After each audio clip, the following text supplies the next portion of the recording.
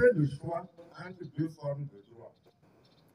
D'un côté, le droit révolutionnaire du peuple, de l'autre, l'ancien droit réactionnaire de la minorité bourgeoise. La justice que vous êtes appelés à rendre s'inspire des principes démocratiques de notre révolution.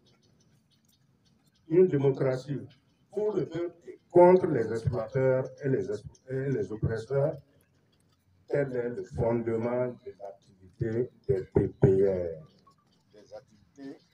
Des activités des TPR.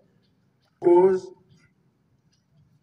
on peut dire que depuis l'indépendance politique des années 1960, suivi en 1966 du premier coup d'État, suite au premier soulèvement populaire, avec son régime militaire de Sangoulé-la-Mézara, en passant par les deuxième et troisième républiques jusqu'aux autres coups d'État du comité militaire de redressement pour le progrès national, CMRPN, et du Conseil du salut du peuple, CSP, la Haute-Volta était toujours dans la tourmente. Le CNR devait alors répondre aux aspirations du peuple à un mieux-être.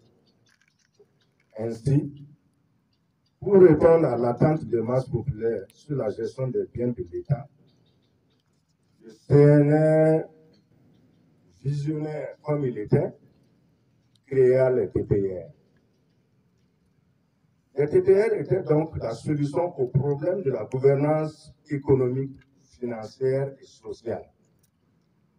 Seule la justice révolutionnaire du peuple insurgé pouvait le faire. Ainsi, le peuple a pris en main la gestion du pouvoir de la justice, à l'instar des autres pouvoirs dont il a déjà la gestion. Dès lors, les TPR ont pour mission de rétablir la justice sociale. Au plan politique, l'objectif politique est le procès du néocolonialisme et de l'impérialisme dans notre pays. Ainsi, les TPR mettront à nu les mécanismes de domination, d'oppression et d'exploitation de notre peuple. À ce propos, et toujours à l'ouverture des TPR, le camarade président disait à travers la condamnation des forfaits socio-économiques et moraux, il s'agit là d'un procès politique, d'une remise en cause du système politique de la société néocoloniale.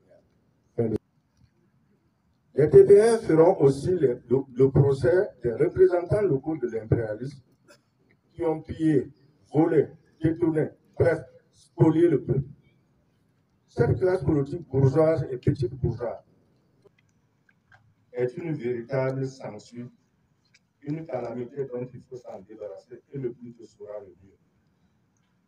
Enfin, à l'endroit de tous, responsables politiques, fonctionnaires ou même simples citoyens, afin que nul n'en ignore, ça j'utilise mon jargon, afin que nul n'en ignore,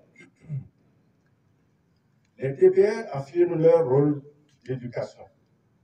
Une véritable école d'éducation politique, à savoir le refus de domination d'où qu'elle vienne, le respect du peuple et de ses biens qui sont sacrés, le vivre dignement, etc. Les TPR montraient ainsi avec vigueur et détermination la bonne voie à suivre tout en mettant en garde tout contrevenant. Et qui peut mieux le dire que le camarade président lui-même, toujours à l'occasion de la cérémonie d'ouverture des premières sessions des TPR, il disait que nous jugeons un homme pour rétablir des millions d'hommes dans leurs droits. Nous sommes par conséquent de fervents défenseurs des droits de l'homme et non des droits des hommes. À la morale immorale de la minorité exploiteuse et corrompue, nous opposons la morale révolutionnaire de tout un peuple pour la justice sociale. Fin de citation. Social, M. Blanchard Emmanuel Bayala, alors étudiant au moment des faits, dit dans son ouvrage sur les TPR et paraphrasant Thomas, ces procès ont aussi pour mission de mettre à nu toute une conception de la vie publique axée sur l'accumulation des biens au détriment des masses. Il vise à supprimer l'enrichissement illicite sous le dos du peuple. Tout fonctionnaire, tout responsable, à partir de maintenant, doit s'identifier au peuple. Il doit souffrir avec lui. Il faut une démocratie de la misère. Que la misère ne soit pas pour les uns et la joie pour les autres, mais pour tout le monde sans exception aucune. Les TPR doivent sonner le glas pour tous les grands maux de la société voltaïque qui, entre autres, sont la gabegie, le tribalisme, la corruption, la jouissance, le gaspillage, le néonépotisme,